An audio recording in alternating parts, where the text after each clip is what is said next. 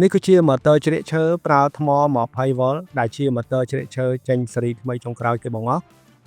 ម៉ូទ័រនេះគឺភ្ជាប់មកជាមួយនឹងថ្ម20 វ៉ុល 4.0 អាំពែនិងឆ្នាំងសាកបញ្ចូលថ្មល្បឿនលឿនចំនួន1ផងដែរ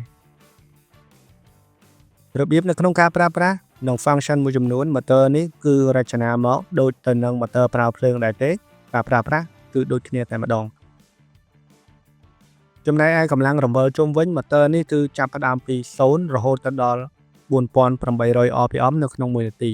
ហើយចំពោះផ្លែដែលដាក់ទៅលើម៉ូទ័រនេះគឺប្រើផ្លែ180 mm ស្មើនឹង1ទឹក8កន្លះ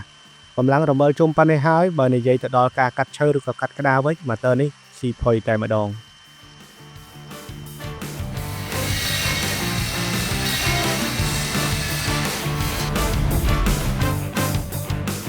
Total ជាផលិតផលស្តង់ដារពីប្រទេសបារាំង